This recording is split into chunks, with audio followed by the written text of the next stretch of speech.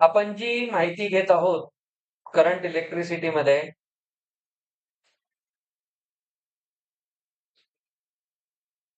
काल आपण discussion start केलं होतं ओम्स लॉ. ओम्स लॉ आपल्याला सांगतो potential is equal to current into resistance, where R is resistance and it is a constant value. लक्ष द्या, ही कॉन्स्टंट व्हॅल्यू असते ज्याचं एसआय युनिट ओहम आहे, त्याला आपण या साइनने दाखवतो. आता लक्षात घ्या, त्यानंतर आपण पाहिलं होतं resistivity. Resistivity denoted by rho. तर resistance is directly proportional to length,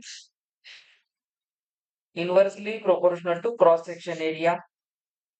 त्याच्यावरून तो प्रोपोर्शनल आहे एल अपॉन ए, आणि मग ह्याला आपण लिहितो रो एल अपॉन ए.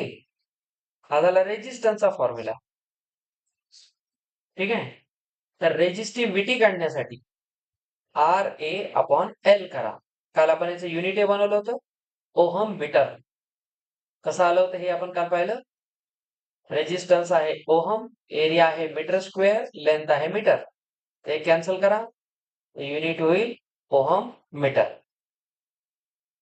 आता ही जी रेजिस्टिव्हिटी असते, रेजिस्टिव्हिटी डिपेंड्स ऑन, एक तुम्हाला असा क्वेश्चन येतो 2 मार्काला, write the factors affecting resistivity. ठीक आहे. तर रेजिस्टिव्हिटीवर कोण कोण बघा अफेक्ट करतं, तर लेंथ करते, लेंथ ऑफ कंडक्टर. आता लेंथ ऑफ कंडक्टर सोबत काय रिलेशन आहे, resistivity directly proportional to, sorry, resistivity बद्दल बोलतोय आपण, इनव्हर्सली आहे. फॉर्म्युल्याकडे बघा, त्याचं कारण काय, इनव्हर्सलीचा अर्थ काय, जेवढी लेंथ जास्त तेवढं रेजिस्टन्स जास्त. विचार करा, जेवढी लेंथ जास्त, काल बोललो होतो ना आपण, जेवढी लेंथ वाढते तेवढं काय होतं, ड्रिफ्ट वेलॉसिटी वाढते. ड्रिफ्ट वेलॉसिटीमुळे करंट फ्लो कमी होतो, रेजिस्टन्स वाढतो. तर एक गोष्ट, इथे रेजिस्टिव्हिटी काढायची असेल तर लेंथ काय होणार, इनव्हर्सली प्रोपोर्शनल होणार. म्हणजे जर लेंथ इन्क्रीज झाली तर रेजिस्टिव्हिटी डिक्रीज होते. जे फॉर्म्युला सांगते तेच करायचं, आपलं डोकं नाही लावायचं. त्याच्यानंतर एरिया ऑफ क्रॉस सेक्शन, त्याच्यामध्ये बघा एरिया जेवढा जास्त तेवढी रेजिस्टिव्हिटी जास्त. आता एरिया वाढला म्हणजे ऑटोमॅटिक खूप सारे इलेक्ट्रॉन्स आले, अजून क्रॉस सेक्शन एरिया जास्त झाला. तर एका गेट मधून 10 लोक जायचे, आता 100 चालले, एरिया वाढल्यामुळे. त्याच्यामुळे त्यांचं कोलिजन वाढलं, रेजिस्टिव्हिटी वाढली. अगेन इथं असते एक टेम्परेचर. टेम्परेचरच्या बाबतीत हे लक्षात घ्या, जसं टेम्परेचर वाढतं रेजिस्टिव्हिटी वाढते. दिस इज ठेवा व्हॅलिड फॉर मेटल्स. हा थोडासा रूल लक्षात ठेवा, हे मेटल साठी असतं. तर आपण मेटल्स अँड नॉन मेटल्स करू, त्यावेळेस मी तुम्हाला याची पूर्ण डेप्थ सांगेल. मेटल सोबत असं का होतं, असे मेटल मध्ये असे कोणते गुण आहेत की तो कोणाचं काही ऐकतो. मेटल्स मध्ये फ्री इलेक्ट्रॉन जास्त असतं त्याच्या सरफेसवर, आणि फोटो इलेक्ट्रिक इफेक्ट काय सांगतो की जेवढे फ्री इलेक्ट्रॉन जास्त असतात तेवढा फोटो इलेक्ट्रिक इफेक्ट जास्त असतो. कारण लाईट इज अ वेव्ह, आणि वेव्ह मध्ये मीडियम बदललं तरीही लाईटची फ्रिक्वेन्सी बदलत नाही. फ्रिक्वेन्सी ही रिफ्लेक्शन आणि रिफ्रॅक्शन दोन्ही मध्ये कॉन्स्टंट असते, ती बदलत नाही, वेव्हलेंथ बदलते. तर हाच आपल्याला आईन्स्टाईन यांनी दिलेला फोटो इलेक्ट्रिक इफेक्टचा फॉर्म्युला होता. आता इकडे लक्ष द्या, टेम्परेचर इन्क्रीज झाल्यामुळे रेजिस्टिव्हिटी इन्क्रीज होते. हे फक्त व्हॅलिड कोणासाठी आहे, मेटलसाठी आहे. पण ह्याच्यामध्ये अजून असे काही मेटल्स आहेत. आता बघा, बट अलॉईज, काही अलॉईज असतात. त्यामध्ये एक आहे नायक्रोम. ठीक आहे. Nichrome is alloy of nickel and chromium. यांचा हा अलॉय आहे. अलॉय आपल्याला माहिती आहे. अलॉय आपण कसा बनवतो? दोन मेटल्स किंवा एक मेटल आणि नॉन मेटल यांना मिक्स करून बनवला जातं. खूप सारे आपल्या घरी जे आपण स्टेनलेस स्टील वापरतो, स्टीलचे भांडे, ते पण अलॉय आहे. त्याला मराठीमध्ये संमिश्र म्हणतात. संमिश्र म्हणजे एकापेक्षा जास्त वस्तूंना मिक्स करून बनवणे, म्हणून त्याला संमिश्र म्हणतात. अलॉय. नायक्रोम आहे. त्याच्यानंतर तुम्ही 12वीला गेल्यावर एक शिकाल, मॅंगनीन. अजून एक शिकाल, कॉन्स्टॅन्टन. हे नावं विसरू नका. नायक्रोम तर आपल्या चला ओळखीचं आहे. बाकी मॅंगनीन आणि कॉन्स्टॅन्टन हे दोन फार महत्वाचे आहेत हा. यांचं जे रेजिस्टन्स असतं हे निग्लिजिबल आहे. Have negligible resistance with temperature. हे टेम्परेचरमुळे यांना जास्त फरक पडत नाही. आणि म्हणूनच काल जे मी तुम्हाला दोन नावं सांगितले होते, एक मीटर ब्रिज असतं, एक पोटेन्शिओमीटर असतं, हे डिव्हाइसेस आहेत. त्याच्यामध्ये आपण जे वायर यूज करतो ते मॅंगनीन किंवा कॉन्स्टॅन्टनचं असतं. त्याचं रिझन आहे की टेम्परेचर वाढल्यामुळे ह्यांना जास्त फरक पडत नाही. तर हे एक्सपेरिमेंट पर्पज साठी बेटर आहे अलॉईज. अलॉईज मध्ये काय केलेलं आहे, एक प्रकारचा हायब्रिड आहे ना, मेटल आणि नॉन मेटल किंवा दोन डिफरंट मेटलच्या क्वालिटी त्याच्यात असतात. संकरित गाय, संकरित म्हैस, त्यामुळे दुधाचं प्रमाण वाढतं. हे तर आपण ऍग्रिकल्चर सायन्स मध्ये पाहतो. तसाच प्रकार आहे हा. तर अलॉईज काय करत असतात, एक्स्ट्रा प्रॉपर्टी देत असतात मेटल्सला, नॉन मेटल्सला. त्याच्यामुळे या दोघांचा यूज आपण इलेक्ट्रिकल इंजिनिअरिंग मध्ये जे प्रॅक्टिकल पर्पजेस असतात, ओरिजिनल सर्किट्स वगैरे बनवले जातात, तेव्हा मुलं हेच वायर वापरतात, जास्त हेच वापरतात. तुम्हाला आता याचं नाव माहित पाहिजे. त्याचं रिझन, तुम्ही 12th स्टँडर्डला हे मुलं पाहतात आणि नंतर विचार करतात सर हे का, कारण हे 10thला सांगायला पाहिजे, सांगत नाही 10th मध्ये खूप ठिकाणी. ठीक आहे. तर हे तुम्ही लक्षात ठेवा आजपासून. मॅंगनीन आणि कॉन्स्टॅन्टन. नायक्रोम तर ठीक आहे, नायक्रोम आपण ऐकलेलं असतं इतके दिवस. हे दोन माहित पाहिजे. हे दोन वायर आपण यूज करतो कारण ह्यांचं टेम्परेचर डिपेंडन्सी थोडीशी कमी आहे. टेम्परेचर खूप वाढलं तर ह्यांचं रेजिस्टन्स त्या प्रोपोर्शन मध्ये वाढत नाही. That is the main thing. तर हे झाले याचे काही महत्वाचे. आणि तुम्हाला परीक्षेमध्ये सगळ्यात जास्त जे क्वेश्चन्स येणार आहेत ते या फॉर्म्युल्यावर. तुम्हाला हा फॉर्म्युला आणि हा फॉर्म्युला फिक्स आता लक्षात ठेवायचा. या चॅप्टरचे न्यूमेरिकल्स कुठून येतात? प्रत्येक सेक्शन मधून येतात. ओम्स लॉ वर येतात, करंट वर येतात, पोटेन्शियल डिफरन्स वर येतात, resistance, resistivity, combination of resistors, power. त्याच्यामध्ये अशा 7 कॉन्सेप्ट आहेत की प्रत्येकावर एक क्वेश्चन बनू शकतो. म्हणून या चॅप्टरचं महत्व न्यूमेरिकल क्वेश्चन साठी जास्त आहे. एनसीईआरटी मध्ये याचे काही चांगले क्वेश्चन्स आहेत, आपण ते एक्झरसाइज मधले ते आधी करून मग याचे एक्स्ट्रा क्वेश्चन करू. आपल्याला खूप सारे सर्किट सॉल्व्ह करायला शिकायचे यावर्षी. सर्किट सॉल्विंग आलं पाहिजे तुम्हाला. चला, हे जे आपण केलं त्याच्यामध्ये 1 मिनिटाला अजून एक चौथा तुम्ही मुद्दा घ्या, material of conductor.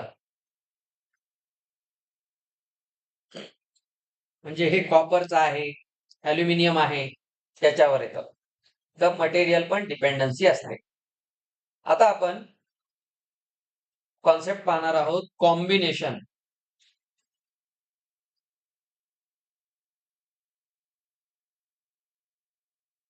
Combination of resistors. आता हे जे रेजिस्टर आहेत ना, ते दोन टाईपचे असतात. श्रीनिवास काल कन्फ्युज होता रेजिस्टर म्हणजे काय नेमकं. Resistance is the property, resistor is a device. समझा? नहीं समझा? अब रुक, सांगतो तुला. मार्केटमध्ये या डिझाईन मध्ये, हे फार खराब आले, अशा डिझाईन मध्ये किंवा सरळ सिलेंड्रिकल शेपच्या अशा डिझाईन मध्ये रेजिस्टर्स मिळतात. ठीक आहे. आता हे जे रेजिस्टर्स आहेत हे डिव्हाइस आहे, त्याच्यावर एक कलर कोडिंग असतं आणि ते कलर कोडिंग ठरवतं त्या रेजिस्टरची व्हॅल्यू किती आहे. कॉम्बिनेशन मॅटर का करतं? आपण कॉम्बिनेशन ऑफ रेजिस्टन्स पाहणार, पुढे कॉम्बिनेशन ऑफ कॅपॅसिटर पाहणार, त्याच्यानंतर कॉम्बिनेशन ऑफ इंडक्टर्स पाहणार, combination of cells and batteries हे शिकणार. 12वी पण आपल्याला खूप सारे कॉम्बिनेशन शिकायचे, पण कॉम्बिनेशन मध्ये नेहमी दोनच टाईप असणार, एक सिरीज आणि एक पॅरलल. त्याच्यापेक्षा वेगळं नसतं, दोनच टाईप मध्ये केलं जातं. तर कॉम्बिनेशन ऑफ रेजिस्टर, पहिला तर प्रश्न आहे वाय, कशासाठी, का कंबाईन करायचं? उगा आणले कसे लावून टाका असं नाहीये. एक्सपेरिमेंटली लक्षात आलं की आपण रेजिस्टर जेव्हा वेगवेगळ्या पद्धतीने कंबाईन करतो तेव्हा सर्किटच्या पोटेन्शियल मध्ये आणि करंट मध्ये डिफरन्स येतो. मग आता ह्याच्यावर काय होतं, आपण बऱ्याच वेळा पाहतो आपल्याला एखादं डिव्हाइस असं वापरायचं आहे ज्याची करंटची रिक्वायरमेंट जास्त आहे, त्याला खूप जास्त करंट लागतो. फॉर एक्झाम्पल रेफ्रिजरेटर, ठीक नाही, किंवा कम्प्युटर्स. आता कम्प्युटरमध्ये खूप जास्त करंटची रिक्वायरमेंट असते, पण खूप जास्त करंटही फार चांगला नसतो, डिव्हाइसला खराब करतो, कारण टेम्परेचर डिपेंडन्सी आहे. खूप जास्त टेम्परेचर वाढलं तर थर्मल एजिटेशन वाढतं आणि त्याच्यामुळे डिव्हाइस लवकर खराब होतात, त्याचं वेअर अँड टिअर वाढतं. मग अशा वेळेस काय केलं जातं, कम्प्युटर्स मध्ये आपण कुठलाही मेटल वापरत नाही. तर कम्प्युटरच्या चिप्स या सेमी कंडक्टरच्या बनवल्या जातात. तर सेमी कंडक्टर मध्ये डोपिंग केलं जातं. डोपिंग नावाचा एक कॉन्सेप्ट आहे. डोपिंग म्हणजे काय, त्याला भेसळ म्हणू आपण. ठीक आहे, भेसळ, भेसळ केली जाते, अडल्ट्रेशन. तर भेसळ केल्यामुळं काय होतं, आपल्या गरजेप्रमाणे आपण एखाद्या वेळेस त्याची कंडक्टिव्हिटी इन्क्रीज करतो किंवा डिक्रीज करतो. तर हे कोणाच्या बाबतीत चांगलं आहे करणं, सेमी कंडक्टर्स मध्ये. सेमी कंडक्टर्स हे डोपिंग मुळे काय करतात, पीएन जंक्शन, तुम्ही पुढे डायोड शिकाल 12वीला गेल्यावर, तर पीएन डायोड असतो. तर पीएन का म्हणले, पॉझिटिव्ह निगेटिव्ह टर्मिनलला अटॅच करून त्याला बनवतात. हे डायोड्स तयार करत असताना सेमी कंडक्टर मध्ये काय करतात, डोपिंग करतात. तर डोपिंग म्हणजे त्याच्यात काहीतरी मिसळतात. आता हे काय मिसळतात, एक तर त्याच्यात सिलिकॉन मिसळतात, नाहीतर आर्सेनिक मिसळतात. Silicon is considered as best semiconductor material, आणि म्हणून आपल्या मोबाईलचे सिम कार्ड्स किंवा मेमरी कार्ड्स किंवा सोलार पॅनलचे ते म्हणजे काय म्हणू आपण सरफेसेस, हे मेनली सिलिकॉनचे बनवलेले असतात. तर silicon is a semi conductor device material, आणि त्याच्यामध्ये डोपिंग कॅपॅसिटी चांगली असते, म्हणून आपण मेटल्स वापरत नाही. त्या मेटल्सला बाकीचे बिमाऱ्या खूप आहेत. फ्री इलेक्ट्रॉन्स आहेत, इतकं उत्साही असते ते करंट फ्लो करण्यासाठी. कारण इलेक्ट्रॉन नेहमी, कुठलाही मेटल आधी म्हणते इलेक्ट्रॉन पाहिजे घेऊन जा फ्रीमध्ये, फ्रीमध्ये, कारण खूप आहेत त्याच्याकडे. त्याच्या सरफेसवर म्हणजे आपण एक छोटा मेटल घ्या बघा, आता हा तर हा अलॉय आहे, स्टील आहे ना, ते अलॉय आहे. म्हणजे आपण प्युअर लोखंड घेतला, एवढंच लोखंड घ्या, एवढंच लोखंडाचा पत्रा घ्या, ह्याच्यावर तुम्हाला बिलियन्स ट्रिलियन्स इलेक्ट्रॉन सापडतील फ्री, नेहमी तयार आहेत, घ्या. हा प्रॉब्लेम असतो. त्यामुळे मेटल हे काय करतात, तसं पाहिलं तर एक्सपेरिमेंटल व्हॅल्यू मेटलची कमी असते, म्हणून आपण वेगवेगळे पर्याय शोधलेले. आता त्याच्यातही आपण पाहतो की एखादा रेजिस्टर किंवा रेजिस्टर्स एकपेक्षा जास्त आपण कसे अरेंज करतो एखाद्या सर्किटमध्ये, त्याच्यावरून आपल्याला दोन गोष्टी कळतात.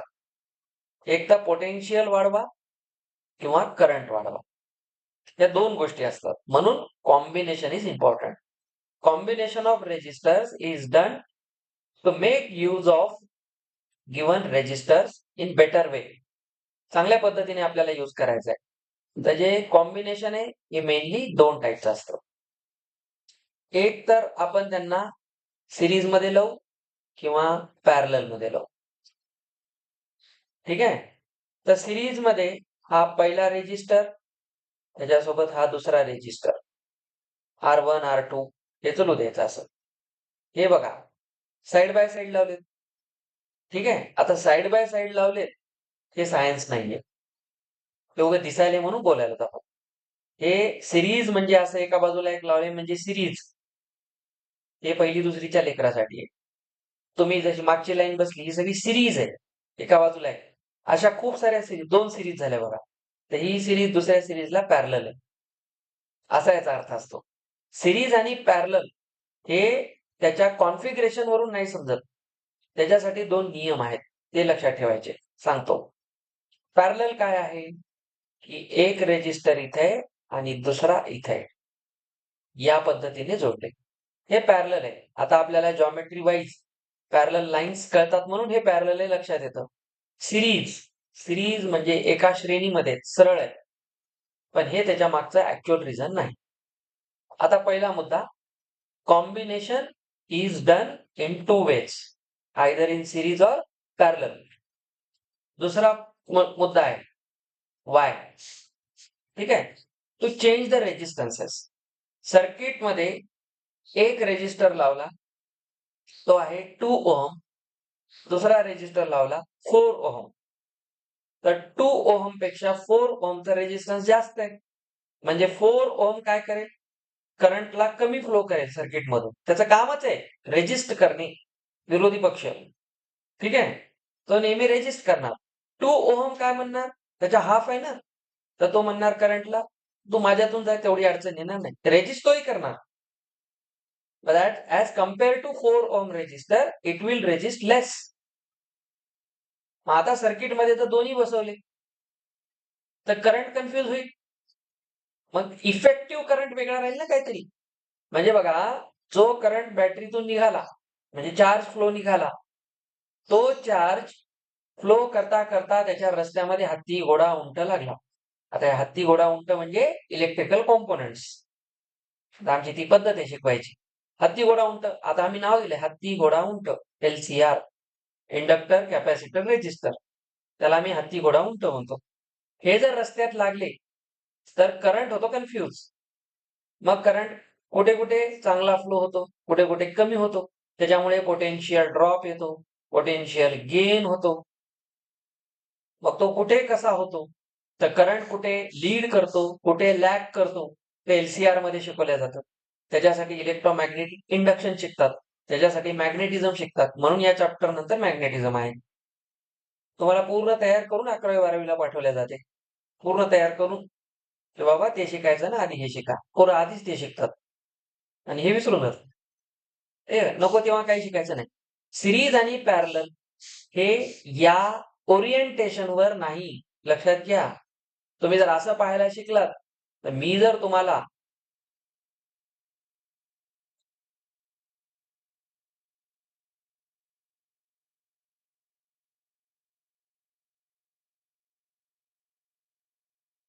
असे सर्किट दिले तर कोण सिरीज आहे कोण पॅरलल आहे कसं कळत? इथं फक्त झलक आहे. इथून इथपर्यंत सर्किट दिल्या जाते आणि त्याचा इफेक्टिव्ह रेजिस्टन्स काढा म्हणतात. पूर्ण फिगर त्या कम्प्युटरचा स्क्रीन भरतो, एकच फिगर असते. त्याच्यासाठी कॉन्सेप्ट शिकायचा. हे असं चित्रकला नाही शिकायची. लक्षात ठेवा. चित्रकला कामी येणार नाही. तर तुम्हाला सायंटिफिक वेनं समजून घ्यायचंय सिरीज म्हणजे काय, पॅरलल म्हणजे काय. त्याच्यासाठी आपण एक सर्किट डायग्राम काढू आणि मग समजून घेऊ. आता आजचा आपला पूर्ण फोकस कॉम्बिनेशनवर आहे. नीट समजून घ्या. First of all let us move to series. आता सिरीज काय सांगतो बघा. बरं आहे का? हा. आता पहा, काय करा बेटा, अवघड असतात काही काही गोष्टी. इथून आपण एक रेजिस्टर लावला, दुसरा लावला. एकदम सिंपल सर्किट घ्या. Plus minus. इथून करंट निघाला, इथे आला, इथे आला. एक गोष्ट लक्षात घ्या. करंट ना सेम रस्त्यावर आहे. एक प्रकार सेम हायवे ना त्याच्यासाठी. रस्ता एकच आहे. फक्त त्याच्यावर आपण हे स्पीड ब्रेकर लावले. तर इथे फक्त काय होणार? थोडंफार त्याच्या स्पीडला प्रॉब्लेम येणार. स्पीडला प्रॉब्लेम आला तर ओम काय सांगतो VIR रिलेटेड आहे. आय ला प्रॉब्लेम झाला तर व्ही ला होणारच. बरं व्ही आणि आय ला प्रॉब्लेम देणारा कोण आहे? आर आहे. त्याचं कामच आहे प्रॉब्लेम देणे. रेजिस्टर आहे ना तो. प्रॉब्लेमच आहे त्याचा.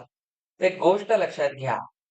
एवढं पाहायचं सिरीज मध्ये जो करंट आय आहे तो कॉन्स्टंट असतो. Energy conservation law states that energy utilized in different forms when added it gives the same value as it was in previous state. Conservation त्यालाच म्हणतात. आधी जेवढी एनर्जी होती फायनली तेवढीच आहे. इनिशियल फायनल एनर्जी सेम राहते. त्याच्यामध्ये काही होऊ द्या. तर बघा इथून जो चार्ज निघाला, आता चार्जचा फ्लो काय असतो याच्यासाठी तुम्हाला पूर्ण स्टोरी सांगितली होती मी. इन्फिनिटीहून एका पॉइंटला आणायचं, तिथं म्हणजे वर्क डन होणार. ते वर्क डन करून त्या पॉइंटवर आणून ठेवल्यावर त्याचं पोटेन्शियल होणार. तर हे पोटेन्शियल जे आहे ते वर्क डन आहे. Work done divided by charge केलं होतं आपण. आता एक गोष्ट लक्षात घ्या. इथे जी एनर्जी फ्लो होते, इथून निघालेला करंट जर 2 एम्पियर असेल तर पूर्ण सर्किटमध्ये इथे तो कमी होईल, इथे कमी होईल, ड्रॉप होईल काही ना काही त्याच्यामध्ये. पण जेव्हा तो इथून बाहेर निघेल तेव्हा परत तो 2 एम्पियरच बॅटरीला मिळेल. Energy conservation. आता गोष्ट समजून घ्या. इथून जो निघालेला करंट आहे हा करंट कॉन्स्टंट आहे. सिरीजची पहिली निशाणी. सिरीज म्हणजे हे चित्र नाही. सिरीज म्हणजे current constant. Potential difference is different. Potential variable, current constant. हे दोन लक्षात ठेवायचे. सिरीजची निशाणी तीच आहे. तर बघा पहिल्यांदा सिरीज मध्ये पॉइंट नंबर 1 काय म्हणू आपण? Current is constant. 9 स्टँडर्डचे नोट्स काढून बघा. आणि व्होल्टेज इज व्हेरिएबल. व्होल्टेज बदलतं. या टर्मिनलला आणि या टर्मिनलला व्होल्टेज वेगवेगळं आहे. आता याच्यासाठी आम्ही 11वी 12वीला जेव्हा किर्चॉफ लॉ शिकवतो त्यावेळेस आम्ही सांगतो की 2 पॉइंटच्या मध्ये जोपर्यंत हत्ती घोडा उंट कोणी नाही, रेजिस्टर नाही, इंडक्टर नाही, कॅपॅसिटर नाही, तोपर्यंत पोटेन्शियल सेम. समजून घ्या. आता जेव्हा या बॅटरीतून निघाला या पॉइंटला आलं तर इथे जेवढं पोटेन्शियल आहे तेवढंच इथं असेल. वाय? रस्ते में कोई नाही, फक्त वायर आहे. आता एक गंमत असते हा, नीट बघा. किती चांगली गंमत आहे. तुम्ही म्हणा सर वायरचं स्वतःच रेजिस्टन्स नसते का? तो कंडक्टरच आहे ना, त्याच्या पण रेजिस्टन्स असतील की नाही? एवढा तर विचार करत नाही आपण. फक्त स्वप्न पाहतो नीट आणि IIT व्हायचे. क्रिटिकल थिंकिंग शिकत नाही. वायरला स्वतःच रेजिस्टन्स नसेल का? म्हणजे इथे पण रेजिस्टन्स आहेच ना. मग इथे पोटेन्शियल चेंज होत नाही का? कॉन्स्टंट कसं काय? म्हणून आता मागचं वाक्य लिहिलं होतं, नेग्लिजिबल. वायरचं रेजिस्टन्स नेग्लिजिबल असते as compared to resistor, capacitor, inductor. म्हणून जेव्हा आपण सर्किट कॉम्पोनंट्स लावतो त्यावेळेस वायरचं रेजिस्टन्स न्यूमेरिकल्स मध्ये 0 मानलं जातं. असं बिलकुल नाही. जर तुम्ही ऍटॉमिक लेवलला जाऊन पाहिलं तर इथेही रेजिस्टन्स आहे. पण आपण त्याला सध्या आपण स्टुडंट आहेत. आपण काय ऍक्च्युअली आता आपण सॅटेलाइटचा अभ्यास करायला तर अर्थ आता नाही की इथून गेले की आज संध्याकाळी सॅटेलाइटच लॉन्च करायचं. असं काही आपलं ठरलेलं नाही. आपल्याला साधा नियम आहे. आपण त्याची थिअरी शिकतोय. अजून पुढे खूप शिकायचंय. तुम्ही आता सगळे शिकले तर पुढे काय अजून 10-12 वर्ष शिकायचे. शिकलात तर, तोपर्यंत टिकलात तर. तर लक्षात घ्या या 2 पॉइंटच्या मध्ये कुठलाही इलेक्ट्रिकल कॉम्पोनंट नाही. सगळ्यांचं लक्ष इकडे पाहिजे हा. मी स्वतःला शिकवत नाहीये. आणि मला गरजही नाही तुम्हाला एवढ्या डीप मध्ये सांगायची, तुम्ही ऐकायलात म्हणून मी सांगायलो. तर करंट कॉन्स्टंट आणि व्होल्टेज व्हेरिएबल आहे. नेहमी लक्षात घ्यायचं, while drawing the circuit diagram, the resistance of the conducting wire is taken to be negligible. ते आपण मानत नाही. पण इथून निघालेला या पॉइंटला आणि या पॉइंटचा पोटेन्शियल सेम, इथून इथं आलं, इथंही सेम, थ्रू आउट सेम आहे. इथे आल्यानंतर पहिला कॉम्पोनंट लागला, इथे पोटेन्शियल चेंज होतं. सर किती चेंज होतं? V is equal to IR होतं. म्हणून ओम्स लॉ शिकवला जातो. तर इथं पोटेन्शियल किती असेल? सर किती करंट आला आणि त्याचं रेजिस्टन्स किती होतं, त्याला मल्टिप्लाय करा. लेट से इथून 1 एम्पियर करंट निघाला आणि इथलं रेजिस्टन्स 2 ओहम आहे. तर सांगा या ठिकाणी व्होल्टेज किती आहे? 2 आहे. आता सर ते ड्रॉप आहे का गेन आहे? हा जो व्हेरिएबल शब्द आहे ना, म्हणजे पोटेन्शियल चेंज होणार. मग ते पोटेन्शियल वाढणार का कमी होणार? This is not done by Ohm's law. This is the limitation of Ohm's law. आपण असं बिलकुल म्हणजे आनंदाची गोष्ट आहे, 10th ला आपण ओम्स लॉ शिकतो. Ohm's law is the fundamental law, पण this is not final. To solve more complex circuits, अजून सर्किट खूप कॉम्प्लेक्स आहेत, मी जे आता काढलं होतं तशा सर्किटला सॉल्व्ह करण्यासाठी ओम्स लॉ इज व्हेरी आपण काय म्हणू पुअर आहे तो. मग त्याच्यासाठी काय केलं, किर्चॉफ यांनी स्वतःचे 2 लॉ आणले, KCL KVL, Kirchhoff current law आणि किर्चॉफ व्होल्टेज लॉ. त्याला जंक्शन रूल आणि लूप रूल म्हणतात. ते 2 रूल आणले आणि त्या रूल मध्ये त्यांनी सांगितलं की पोटेन्शियल ड्रॉप कधी होतो, गेन कधी होतो, कुठे प्लस घ्यायचं, कुठं मायनस घ्यायचं. आणि मग त्याने सांगितलं की इथून एक रेजिस्टर आहे, इथं दुसरा रेजिस्टर आहे, इथे पॉइंट आहे, तर इथे ए आणि इथं बी आहे. तर ए आणि बी मध्ये आता पोटेन्शियल सेम नाही का? हे 2 मध्ये कॉम्पोनंट्स आले. मग विचारतात याचा आणि याचा पोटेन्शियल डिफरन्स सांगा. तर अशा वेळेस आपण किर्चॉफ लॉ यूज करतो. दिस इज द मेन थिंग. आता हा जो करंट चाललाय, हा करंट जर तुम्हाला माहित नसेल, तुम्हाला काय फक्त माहिती आहे की याच्यामध्ये फक्त रेजिस्टर्स माहिती आहेत आणि या बॅटरीचं पोटेन्शियल डिफरन्स माहिती आहे. समजा हे तुम्हाला म्हणलं झाला 6 व्होल्टची बॅटरी आहे, इथे 2 ओहम आहे, इथे 3 ओहम आहे. आता विचारता सांगा याच्यातून इफेक्टिव्ह करंट किती जातो. करंट तर कॉन्स्टंट आहे. अरे कॉन्स्टंट आहे बाबा, पण तो इथं आणि इथं बदलला ना, तर तो इथे किती गेला आणि इथे किती गेला. मी हेच सांगत होतो तुम्हाला. इथून जेवढा करंट आहे त्याचे कितीही तुकडे होऊ द्या, तो शेवटी ऍडअप होऊन बाहेरच येणार आहे. पण इथे लक्षात घ्या, याचा रस्ता फिक्स आहे, सेम रूटवर करंट आहे, there is no branch to the current. Then we say it is in series. Series ओळखण्यासाठी हे 2 रूल लक्षात ठेवायचे. पहिला रूल करंट कॉन्स्टंट, दूसरा रूल वोल्टेज वेरिएबल. त्याचा जो फॉर्म्युला बनणार आहे तो या रूलवरच बनतो. अब ध्यान से देखो, चला करंट कॉन्स्टंट आहे, इथे घ्या R1, इथे घ्या R2, त्याचा पोटेन्शियल V, त्याच्यातून करंट येणारा I कॉन्स्टंट आहे. तर सांगा इथे, आता एक काम करा, V1 काय असेल? V1 म्हणजे इथलं पोटेन्शियल, ठीक आहे. V1 का बरं सर? अरे व्हेरिएबल आहे ना, पोटेन्शियल चेंज होणार. I1 I2 लिहिण्यात काही पॉइंट नाही, I1 I2 तर सेमच आहे, कारण करंट फिक्स आहे. तर कॉन्स्टंट क्वांटिटीला 1 2 3 द्यायची काही गरज नाही, कुठे आपले 1 2 वापरायचे नाही. सिंपल लॉजिक लावा. V1 काय होईल sir? IR1. This is the first rule. V2 काय होईल? IR2. सर मग फायनल पोटेन्शियल काय असेल? सगळ्या तुकड्यांना ऍड करू. Electric potential is a scalar quantity, so it is added algebraically. It's not vector. म्हणजे चुपचाप असं ऍड करायचं.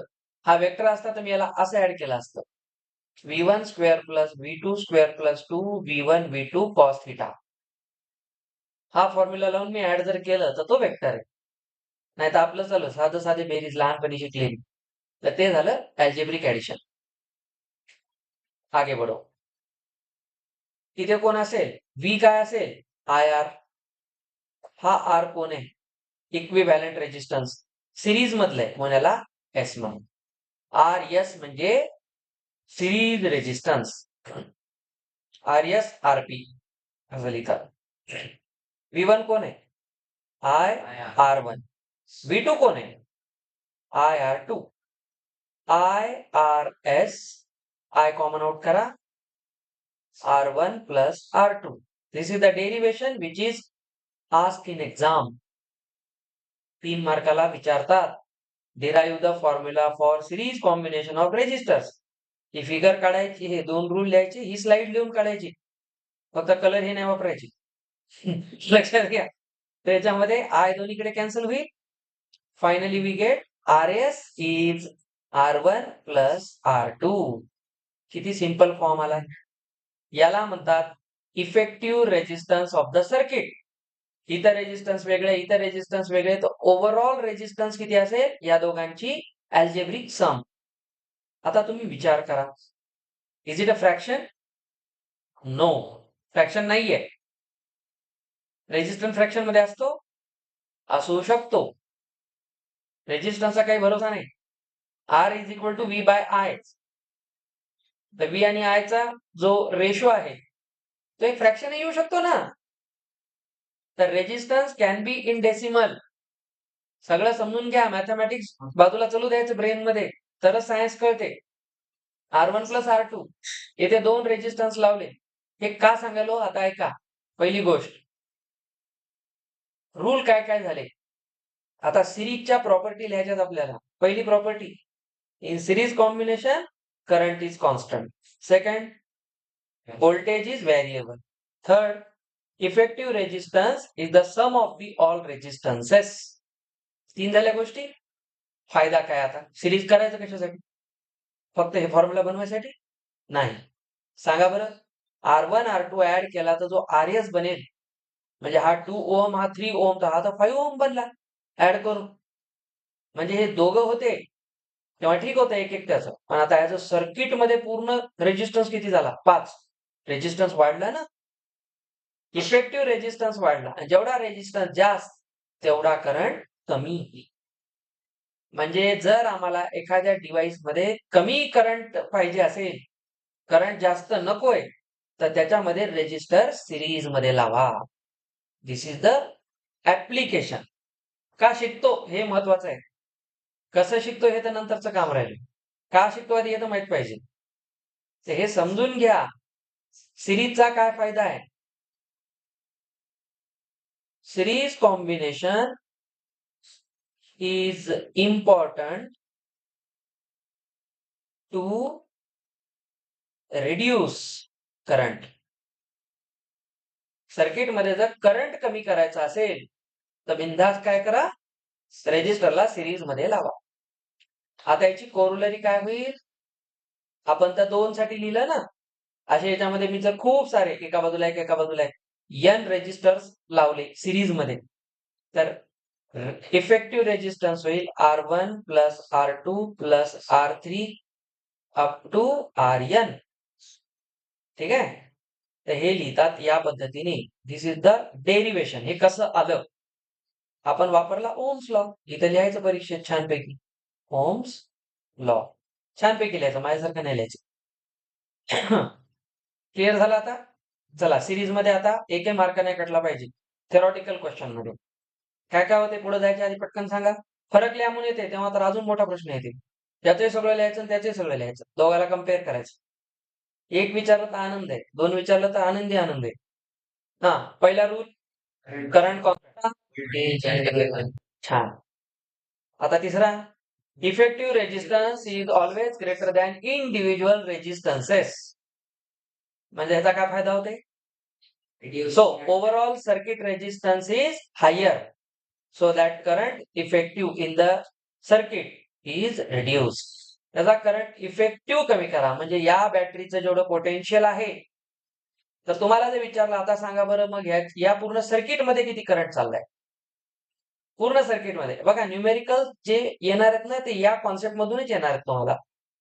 आता तुम्हाला काय विचारतील, त्याच्यामध्ये 2 ओहम आहे, 3 ओहम आहे, आणि तुम्हाला म्हणतील चला बॅटरी 6 व्होल्टेज आहे, तर सांगा या सर्किट मध्ये करंट किती चाललाय? त्याचं एक्झाम्पल पहा, तुमच्या लक्षात येईल.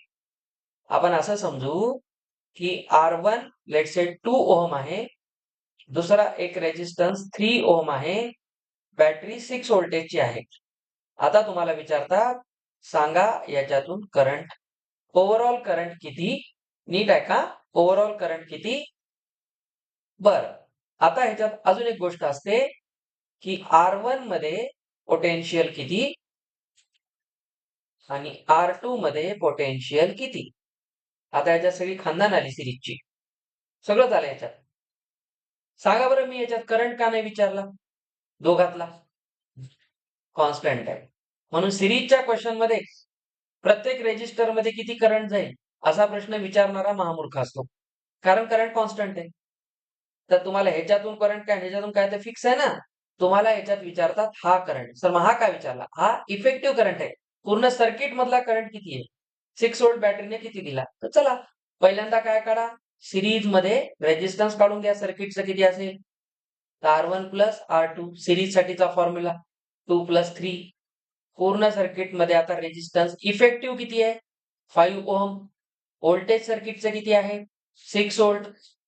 तर आपल्याला माहिती आहे करंट म्हणजे एम्पियर म्हणजे I, V is equal to I R. पण आर एस लिहायचा, आता कोणता आर लिहायचा हे माहित पाहिजे.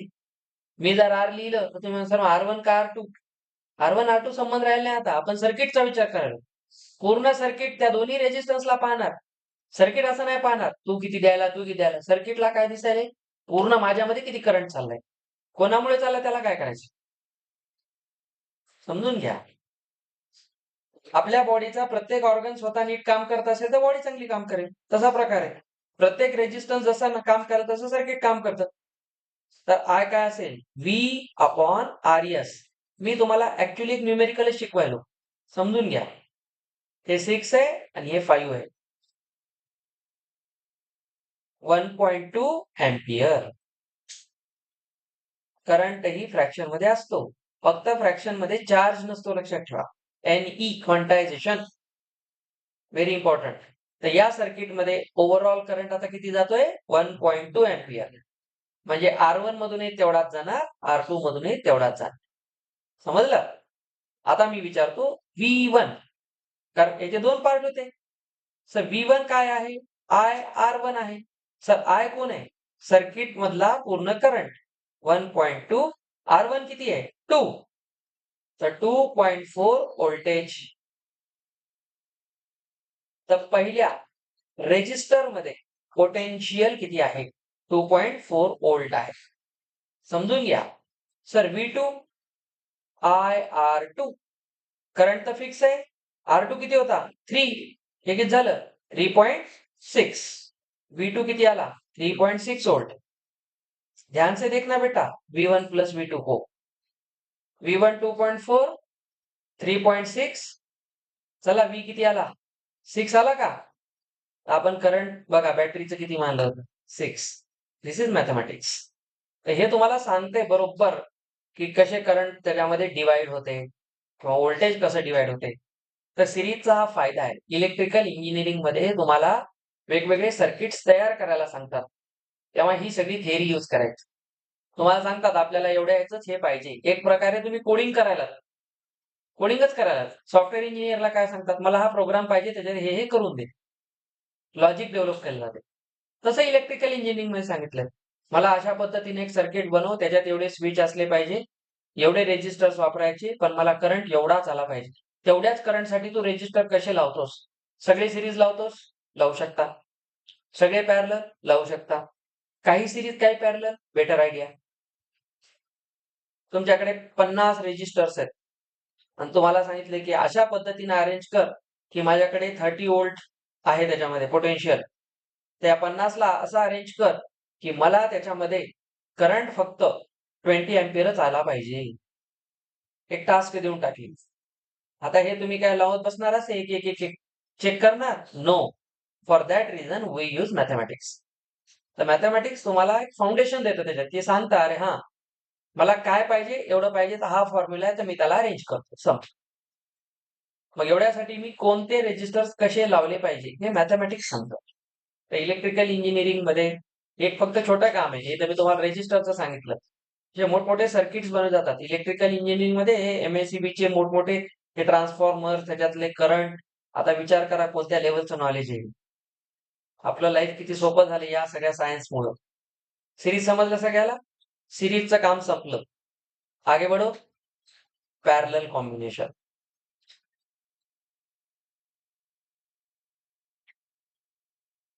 ओके. Parallel combination. लक्ष द्या. एक सेल घ्या.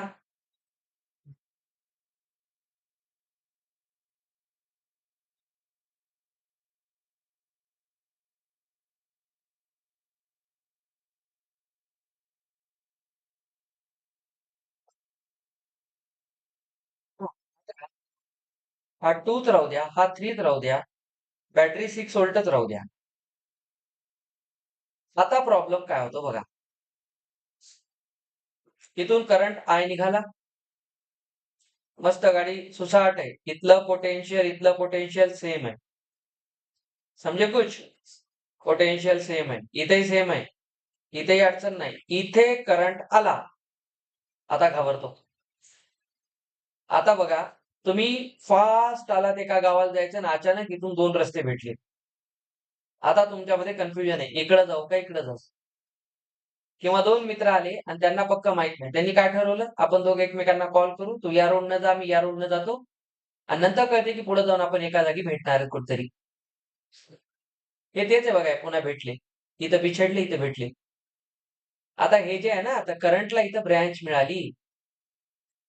पॅरलल ओळखायचं कसं? असं नाही. हे लावलं म्हणजे पॅरलल नसते. हे डोक्यातून आधी काढून टाका. करंट जिथे व्हेरिएबल होतो, आता या 2 पॉइंटमध्ये पोटेन्शियल बदलत नाही. का बरं? अरे एकच रेजिस्टन्स आहे ना. 2 होते तेव्हा पोटेन्शियल ड्रॉप गेन यायचा. इथे एकच आहे. तर या 2 टर्मिनल्स मध्ये पोटेन्शियल कॉन्स्टंट असते. सिरीजला उलट करून टाका, संपलं. पॅरललचा पहिला रूल, व्होल्टेज कॉन्स्टंट. उलट करायचं बस. Current variable. आता ओम्स लॉज लावायचा पण वेगळ्या पद्धतीने होईल. चला, V is equal to IR. I is equal to V upon R. Ohm's law. Current बदलतोय. I1 काय होईल? सर V फिक्स आहे, R1 खाली येईल. लक्षात यायला का सगळ्यांच्या? I2 काय होईल? सर V कॉन्स्टंट आहे. आता इथं V1 V2 करू नका. हे R1 R2 तर फिक्स आहे. Current is a scalar quantity. So effective current is I1 plus I2. Scalar आहे म्हणून ह्यालाही आपण वेक्टरने ऍड करत नाही. छान. ये क्या हो गया? V upon R. आता RP लिहा. पॅरलल मध्ये करतोय आता आपण. ठीक आहे? तर RP लिहा. इथे V R1 V R2. बघा V कॉमन आउट करा, सगळीकडून कॅन्सल होतो. इथं आला 1 upon RP, 1 upon R1, 1 upon R2. आता 1 upon RP is R1 plus R2 upon R1 into R2. LCM घ्यावं लागेल ना. बेस सेम करा. सर आम्हाला 1 अपॉन RP नाही पाहिजे. मुलं इथं चूक करतात. This is the point where students make mistakes. इथे तुम्ही ह्याला सॉल्व्ह करताना गप बसता नाही, तुम्ही रेसिप्रोकल काढलाय. फायनल जो रेजिस्टन्स असेल तो याचा रेसिप्रोकल आहे. वर R1 R2 घ्या, खाली R1 प्लस R2 घ्या. This is the final formula. Sir मग हे लिहिण्यात आणि हे लिहिण्यात काय फायदा आहे? खूप चांगला फायदा आहे. याच्यातून काय कळतं? मागे काय होतं? RS होता R1 प्लस R2. इंडिव्हिज्युअल रेजिस्टन्सेस पेक्षा सिरीज मधलं इफेक्टिव्ह रेजिस्टन्स जास्त असतं. आता रेसिप्रोकल झालं. मी जर तुम्हाला म्हणलं 2 आणि 5 मध्ये कोण मोठा आहे? 5. वेव्ही कर्व मध्ये सांगितलं होतं. त्याला रेसिप्रोकल केलं तर हा मोठा होतो. समजे कुछ? इनइक्वॅलिटी केव्हा रिव्हर्स होते? निगेटिव्हने मल्टिप्लाय डिवाइड केल्यावर आणि रेसिप्रोकल केल्यावर. हा बेसिक रूल आहे. आता बघा, R1 R2 ला ऍड केल्यावर RS जास्त यायचा, पण आता R1 R2 नाही केला आम्ही, 1/R1 1/R2 केलं, रेसिप्रोकल झालं. तर आता RS पेक्षा RP ची व्हॅल्यू काय होईल, कमी होईल. कारण जेव्हा ह्या दोघांना, बेटा आपापसात बोलू नका, जेव्हा या दोघांना मी ऍड केलं तेव्हा किती यायचं, 7. बघा ह्यांना ऍड केल्यावर किती येते, 7/10 म्हणजे 0.7. अवकात किती बिघडली याची, 7 वरून डायरेक्ट 7/10 झालं, 10 टाइम्स रिड्यूस होऊन गेलं ते, इतकी त्याची अवघड अवस्था झाली. म्हणजे बघा इफेक्टिव्ह रेजिस्टन्स, बरं ह्याची व्हॅल्यू किती आहे, 0.5 दिसते काही, आणि याची किती आहे, 0.2 आहे. तर 0.2 0.7. तुम्ही जर नीट पाहिलं तर हा जो आहे इंडिव्हिज्युअलच्या कंपॅरिझन मध्ये काय झाला, कमी झाला. तर सिरीज मध्ये, तो इकडे ये, सिरीज मध्ये काय व्हायचं, इफेक्टिव्ह रेजिस्टन्स वाढायचा आणि इकडे तो काय होतो, कमी होतो. एक गोष्ट लक्षात घ्या, पॅरललचा फायदा काय, मग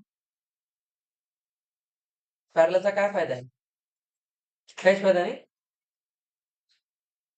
तर बघा इथे तुम्ही असं म्हणू शकता, effective resistance in parallel is less than individual resistances. Individual पेक्षा तो नेहमी कमी असतो. त्याच्यामुळे काय झालं, तर या केसमध्ये ओव्हरऑल रेजिस्टन्स कमी झाल्यामुळे करंट काय होतो, इन्क्रीजेस. तर आपल्याला जिथे करंट जास्त पाहिजे, कॉम्प्युटरला जास्त पाहिजे, रेफ्रिजरेटरला जास्त पाहिजे, मिक्सर ग्राइंडरला जास्त पाहिजे, समजायले. अशा वेळेस जे रेजिस्टर्स असतात त्या सर्किटमध्ये ते पॅरलल लावलेले असतात. तर जिथे खूप करंट पाहिजे तिथे पॅरलल कॉम्बिनेशन असते. आता मोठमोठे बाहेरचे डीपी आहेत, खूप करंट सप्लाय करायचा आहे, म्हणजे हाय व्होल्टेज द्यायचंय, तर त्याच्यात रेजिस्टन्स सिरीज लावलं तर सगळ्या घराला इलेक्ट्रिसिटी कमी जाईल. मग काय नाही, आपल्याला तर एवढं चालवायचंय. हे तर एका घराचं उदाहरण आहे. आता एवढ्या कॉलनीमध्ये या एका डीपीवर 70 80 100 घरं असतात जवळपास. तर तेवढ्या घरामध्ये एवढे डिव्हाइसेस 24 तास सुरू आहेत. तर तेवढ्याला करंट सप्लाय करायचा आहे, तर पॅरलल लावलेलं परवडते. समजून घ्या.